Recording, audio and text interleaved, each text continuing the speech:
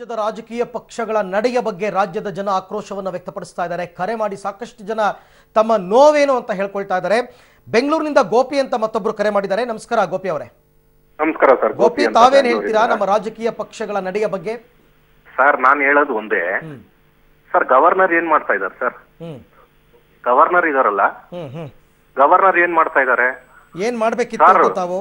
Sir president rule ತಗೊಂಡ್ ಬರ್ಲಿ, president rule ತಗೊಂಡ್ ಬರ್ಲಿ ಸರ್. ಇವ್ರು ರೆಸಾರ್ಟ್ ಅಲ್ಲಿ ಕೂತ್ಕೊಳ್ಳಿ, ಬಿಜೆಪಿ ಅವರು ರೆಸಾರ್ಟ್ ಅಲ್ಲಿ ಕೂತ್ಕೊಳ್ಳಿ, ಜೆಡಿಎಸ್ ಅವರು ರೆಸಾರ್ಟ್ ಅಲ್ಲಿ ಕೂತ್ಕೊಳ್ಳಿ, ಕಾಂಗ್ರೆಸ್ ಅವರು ರೆಸಾರ್ಟ್ ಅಲ್ಲಿ ಕೂತ್ಕೊಳ್ಳಿ, ನಮ್ಗೇನು ತೊಂದರೆ ಇಲ್ಲ. ಸಂವಿಧಾನದಲ್ಲಿ ಅದಕ್ಕೆ ಅವಕಾಶ ಇಲ್ವಲ್ಲ ಗೋಪಿ ಅವರು? ಸರ್ ಮಾಡ್ಬೇಕು ಸರ್, ಅದನ್ನ ಮಾಡ್ಬೇಕು. ಮತ್ತೆ ಪ್ರೆಸಿಡೆಂಟ್ ರೂಲ್ ತಂದ್ರೆ 4 ವರ್ಷ ನಮ್ಗೆ ರೀ ಎಲೆಕ್ಷನ್ ಬೇಕಿಲ್ಲ ಸರ್, ರೀ ಎಲೆಕ್ಷನ್ ಬೇಕಿಲ್ಲ. ನಾವ್ ಯಾರಿಗೂ ವೋಟ್ ಹಾಕೋದಕ್ಕೆ ಇಂಟ್ರೆಸ್ಟ್ ಇಲ್ಲ. ಸೊ 4 ವರ್ಷ ಪ್ರೆಸಿಡೆಂಟ್ ರೂಲೇ ಇರಬೇಕು. ಈ ರೀತಿಯಾದ ಒಂದು ಕಾನೂನು ತಗೊಂಡ್ ಬಂದ್ರೆ ಇವ್ರಿಗೆಲ್ಲ ಅರ್ಥ ಆಗುತ್ತೆ ಸರ್. ಇವರೆಲ್ಲ ಆರಾಮ್ಸೆ ಕೂತ್ಕೊಳ್ಳಿ, ಡಿಸ್ಟ್ರಿಕ್ಟ್ ಕಲೆಕ್ಟರ್ಸ್ ಇರ್ತಾರೆ, ಅವ್ರು ನೋಡ್ಕೋತಾರೆ.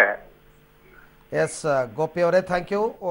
ಒಂದು ಯೋಚನೆ ಮಾಡಬೇಕಾದಂತಹ ವಿಚಾರ ತಾವು ಹೇಳಿದ್ದು. Thank you. ಇನ್ನು ನಾಗೇಶ್ ಅಂತ ದಾವಣಗೆರೆಯಿಂದ ಕರೆ ಮಾಡಿದ್ದಾರೆ. ನಮಸ್ಕಾರ ನಾಗೇಶ್.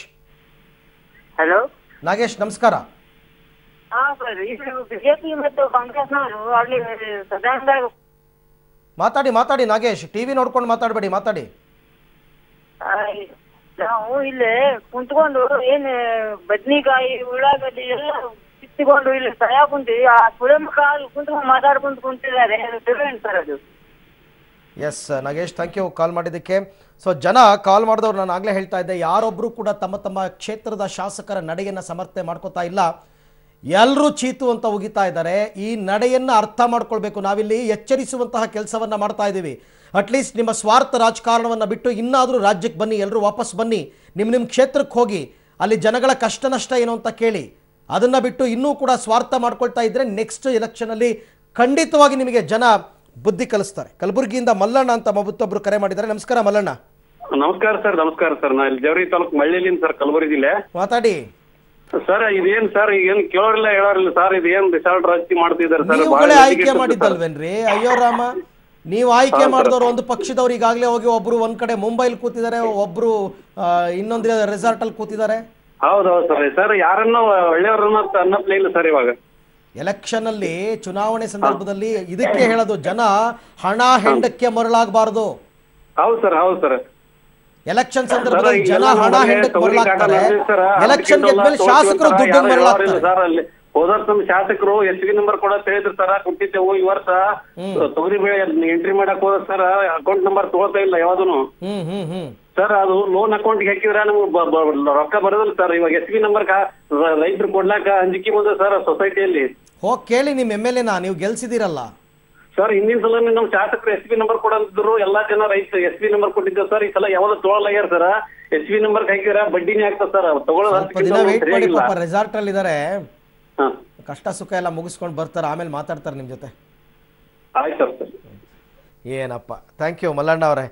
ರೆಸಾರ್ಟ್ ಅಲ್ಲಿ ಇದಾರೆ ಅಂದ್ರೆ ಆಯ್ತು ಅಂತ ನಮ್ಮ ಜನಗಳು ನೋಡಿ ಎಷ್ಟು ಮುಗ್ದಿರು ಅಂತ. ಏನೋ ಕಷ್ಟ ಸುಖ ಮುಗಿಸ್ಕೊಂಡು ಬರ್ತಾರೆ ಅಂದ್ರೆ ಆಯ್ತು ಅಂತ ಒಪ್ಕೋತಾರೆ, ಅದಕ್ಕೂ ಜನ. ಮತ್ತೊಬ್ರು ಕಾಲ್ ಮಾಡಿದ್ದಾರೆ, ಮಹದೇವ್ ಅಂತ ಅಂದ್ಬಿಟ್ಟು. ನಮಸ್ಕಾರ ಮಹದೇವ್ ಅವರೇ. ಸರ್ ನಮಸ್ಕಾರ ಸರ್. ತಮ್ದು ಯಾವರು ಸರ್?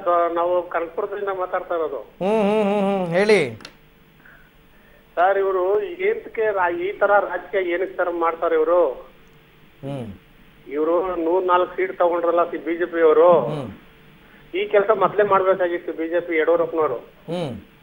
ಅದು ಯಾವ್ದು 4 ಸೀಟ್ ಎಕ್ಸ್ಟ್ರಾ ಬಂದಿದ್ರಲ್ಲ, ಅದನ್ನ ಅವ್ರು ತಗೊಂಡು ಬಿಜೆಪಿ ತೋರಿಸಿ ಇವರು ರಾಜಕೀಯ ಪ್ರಯತ್ನ ಪಟ್ರು, ಆಗ್ಲಿಲ್ವಲ್ಲ? ಆಗ್ಲಿಲ್ಲ. ಇವ್ರಿಗೆ ಸರ್ಕಾರ ಇವ್ರೇನ ಅದಕ್ಕೆ ಇತ್ತು ಚಾನ್ಸ್ ಇತ್ತು. ಇವರು 2 ಪಕ್ಷ ನಿಮ್ ಕ್ಷೇತ್ರದ ಶಾಸಕರೇ ಬಂಡೆ ಕಲ್ತರ ನಿಂತು ಬಿಟ್ರಲ್ಲ ಸ್ವಾಮಿ. ಇವಾಗ ಇಬ್ರು ಮೆಜಾರಿಟಿ ಯಾವ್ದಕ್ಕೂ ಬಂದಿಲ್ಲ, ಕಾಂಗ್ರೆಸ್ ಅವ್ರಿಗೂ ಬರಲ್ಲ, ಅದವ್ರಿಗೂ ಬರಲ್ಲ. ಆದ್ರೂ ಮೆಜಾರಿಟಿ ತಗೊಂಡು ಇವ್ರ ಸರ್ಕಾರ ನಡೆಸ್ತಾ ಇದಾರೆ. ಇವ್ರು ಬಿಜೆಪಿ ಅವರು ಕಾದಿ ನೋಡ್ಬೇಕು. ಅದನ್ನ ಬಿಟ್ಬಿಟ್ಟು ಇವರು 104 ಸೀಟ್ ತಗೊಂಡೋಗ್ಬಿಟ್ಟು ಡೆಲ್ಲಿಲ ಯಾವ್ದೋ ರೆಜೆಸ್ಟಲ್ಲಿ ಕುಂಡಿಸ್ಕೊಂಡ್ಬಿಟ್ಟು ಈ ತರ ರಾಜಕೀಯ ತೋರಿಸ್ಕೊಂಡವ್ರು ಯಡಿಯೂರಪ್ಪ. ಓಕೆ ಮಹದೇವ್ ಅವರೇ, ಥ್ಯಾಂಕ್ ಯು. ನಮ್ಮ ಜೊತೆ ಮಾತಾಡಿದ್ದಕ್ಕೆ ಧನ್ಯವಾದ. ಓಕೆ, ಜನ ಈ ರೀತಿ ಆಕ್ರೋಶವನ್ನು ವ್ಯಕ್ತಪಡಿಸ್ತಾ ಇದ್ದಾರೆ. ಅವರ ಆಕ್ರೋಶದ ನುಡಿಗಳನ್ನು ರಾಜ್ಯದ ಬೇರೆ ಬೇರೆ ಭಾಗಕ್ಕೆ ತಲುಪಿಸ್ತಕ್ಕಂಥ ಪ್ರಯತ್ನವನ್ನು ಇಲ್ಲಿ ತನಕ ನಾವು ಮಾಡಿದ್ದಷ್ಟೇ. ಅದರ ಜೊತೆಗೆ ರಾಜಕಾರಣಿಗಳಿಗೂ ತಲುಪಲಿ ಅವರ ಆಕ್ರೋಶದ ಮಾತುಗಳು ಅಂತಕ್ಕಂಥ ಆಸೆ.